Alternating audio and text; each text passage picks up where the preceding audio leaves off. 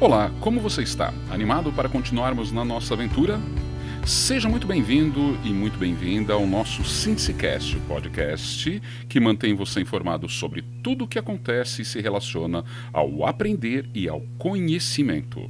Eu sou Wagner Simse e estarei com você nesta aventura que é Aprender a Aprender. Hoje nós conversaremos sobre a inteligência naturalista.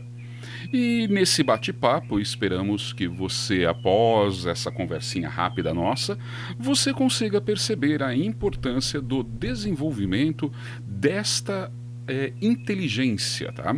Então vamos lá. Uma das inteligências que Howard Gardner mais deu ênfase, né, nesse início do século XXI, eu poderia dizer que é justamente a inteligência naturalista. Tá? Que desde o final dos anos de 1980 tem sido um tema recorrente na discussão que temos por aí em relação ao nosso planeta. Principalmente em função do aumento populacional e global, né, dos riscos de escassez de uma produção de alimentos e também muito forte a questão do tema da conservação ambiental. Por causa disso, esse tópico passou a ser importante em qualquer política social e governamental. Não dá para discutir política hoje, no mundo globalizado do século XXI, sem que nós discutamos um pouquinho também da questão ambientalista. E a inteligência naturalista, assim denominada por Howard Gardner, ela vai ser essencial nesse aspecto, pois a percepção do uso e manejo do meio ambiente, dos recursos que se dispõem, necessários para a sobrevivência do ser humano, eles têm sido cada vez mais discutidos. O rápido desenvolvimento tecnológico que vivenciamos agora no século XX, final do século XX, começo do século XXI, fez com que essa inteligência fosse relegada a um segundo plano. Mas, diante da melhor compreensão das limitações dos recursos naturais, ela voltou novamente a ser extremamente valorizada. Mas o que é exatamente essa inteligência naturalista? Gardner inicialmente entendia que essa inteligência era parte da inteligência espacial e lógico-matemática. Então, observe, inicialmente, nos seus primeiros estudos, Howard Gardner imaginava que a inteligência naturalista estava conectada de alguma forma com a espacial e a lógico-matemática. Entretanto, conforme ele deu prosseguimento nos seus estudos, percebeu que as pessoas que tinham as inteligências espacial e lógico-matemática super desenvolvida não necessariamente possuíam um know-how natural para o manejo do meio ambiente. Percebe?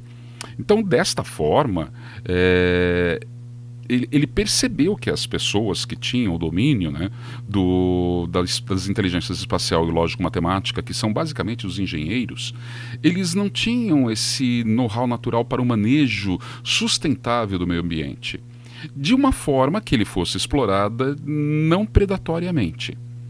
Então, ali por volta de 1995, ele entendeu que seria necessário considerá-la e reconhecer essa inteligência como algo independente, separado das inteligências espacial e lógico-matemática. Acho que faz bastante sentido isso, né? A inteligência naturalista, então, ela é definida como a capacidade para perceber o meio ambiente e realizar classificações, distinções, manipulações dos diferentes elementos que o compõem, tais como objetos, plantas, animais e seus mínimos detalhes. Além disso, e talvez essa seja a parte mais importante, ela implica numa habilidade para realizar conexões e relações entre os componentes da vida natural com o objetivo de melhorar a interação humana com esse meio ambiente. Através das informações coletadas, das organizações das informações coletadas, permitindo que o indivíduo viva em harmonia com o meio em que está inserido, sem que perca a capacidade, a percepção de desenvolvimento natural ao ser humano. Essas definições, ela abrange bastante um contexto tanto urbano quanto suburbano, quanto rural, né? Não podemos dizer que pessoas que vivem na urbe, nas grandes cidades, elas possam estar alheias a essas necessidades da inteligência naturalista.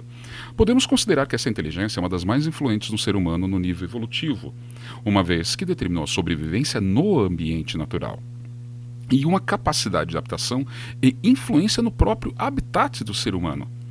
Talvez tenha sido essa inteligência que desde lá de trás, né, desde os primórdios da evolução humana, talvez tenha sido justamente ela que coloque nós, seres humanos, numa posição privilegiada para manipular, manusear, interferir no ambiente no qual estamos inseridos, modificando-o para que nós tenhamos qualidade de vida.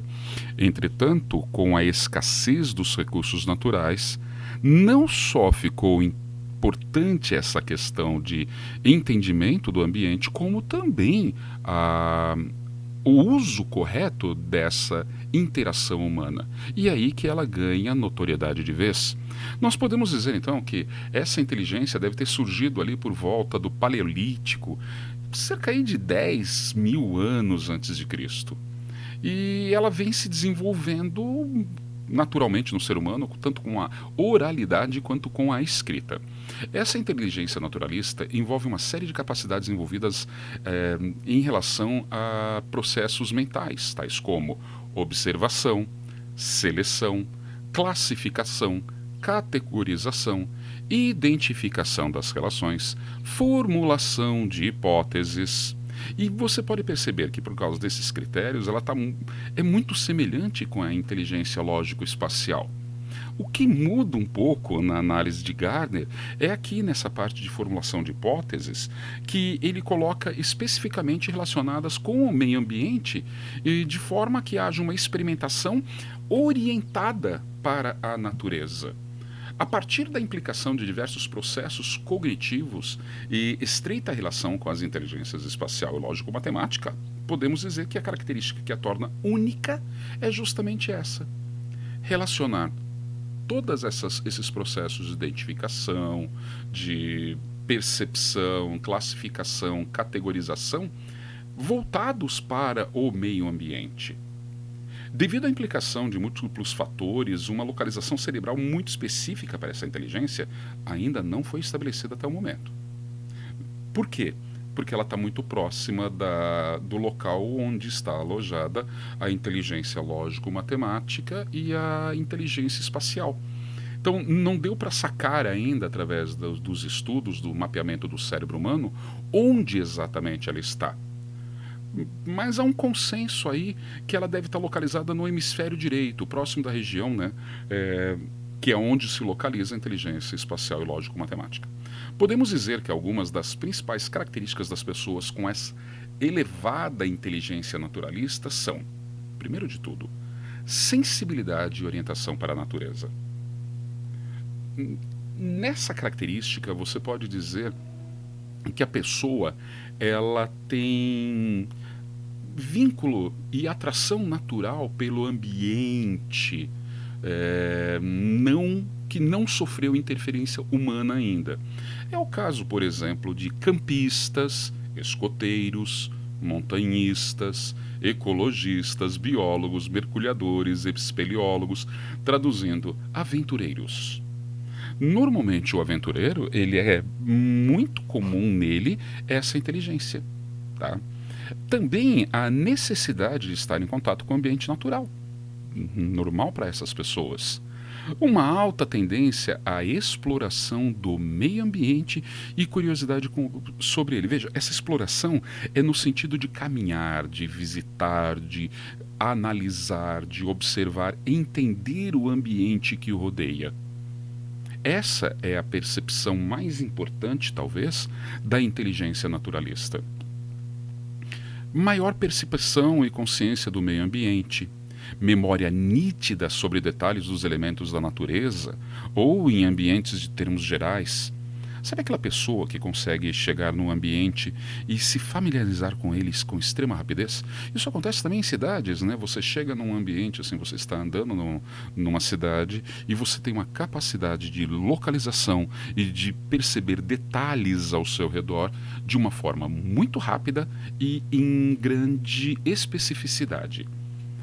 Também nessa inteligência, você tem uma capacidade para a classificação de diferentes espécies da fauna e flora, capacidade de adaptação, tá?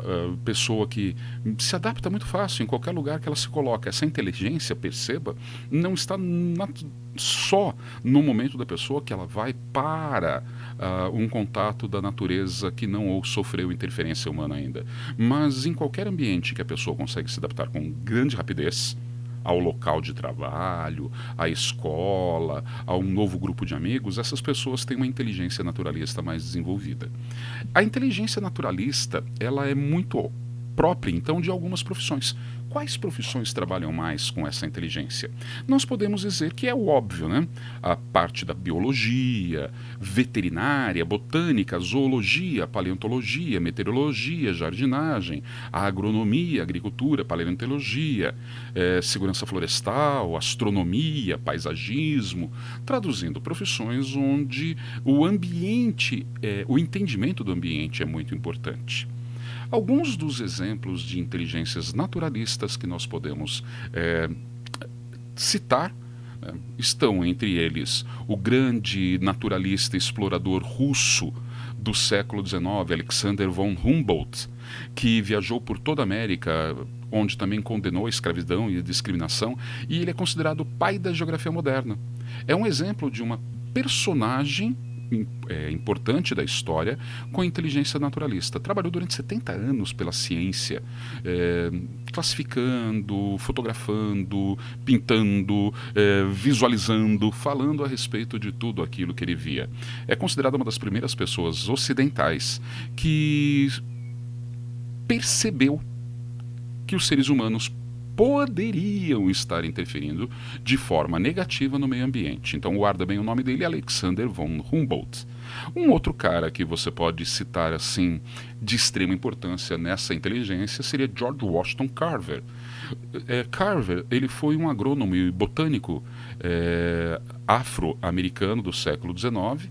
Ele nasce numa família de escravos e é libertado no final, quase no finalzinho ali da Guerra Civil, e é reconhecido como um dos grandes pesquisadores agrícolas. Ao longo de sua vida ele trabalhou na extensão agrária, na agricultura sustentável, na promoção de culturas alternativas. Então percebam, é uma pessoa que sempre colocou a inteligência naturalista como uma forma de moldar o ambiente em que está inserido de forma sustentável. Nós poderíamos dar essa palavra a inteligência naturalista, né? Uma interferência no meio ambiente de forma sustentável. Muito moderna essa palavra sustentabilidade para ela. A Jane Goodall, que é uma primatologista, né, e etóloga inglesa.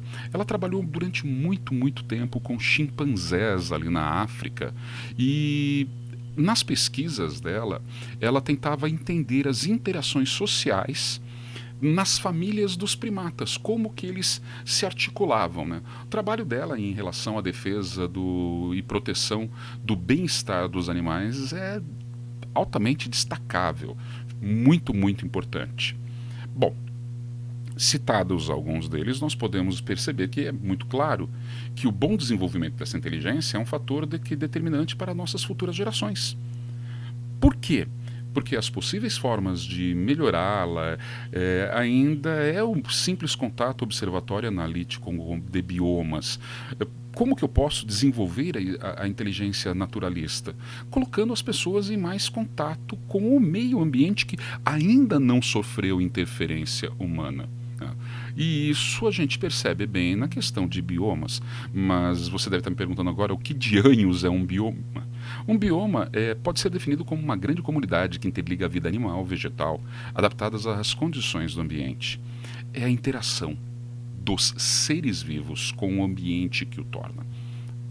A palavra bioma é formada pela junção das palavras bio, que quer dizer vida, e oma, que significa grupo ou massa, né? Então, os biomas são classificados como grandes áreas ecológicas com características semelhantes e são influenciados por diversos fatores, como clima, solo, relevo, e estão relacionados à diversidade dos seus ecossistemas.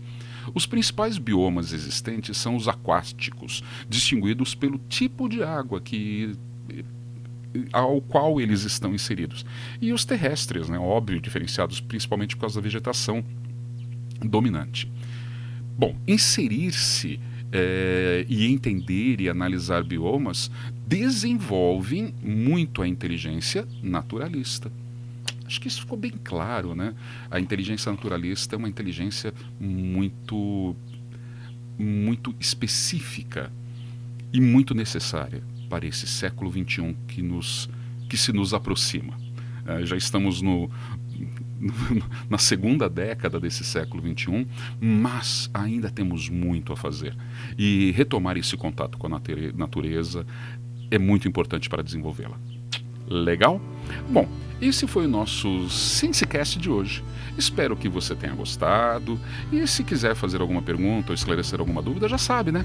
É só nos procurar nas redes sociais, ali no ScienceCast, no Facebook, no Instagram, no Twitter. Todos eles é só digitar lá ScienceCast e você vai nos achar. Ou, se você preferir, você pode mandar uma mensagem também via e-mail, pelo e-mail sciencecast@gmail.com. Meus amores, um ótimo restante de semana para você, um fim de semana perfeito e até nosso próximo episódio, onde nós vamos bater um papinho com vocês a respeito da inteligência intrapessoal. Um beijo grande no seu coração e até lá. Tchau, tchau, galera!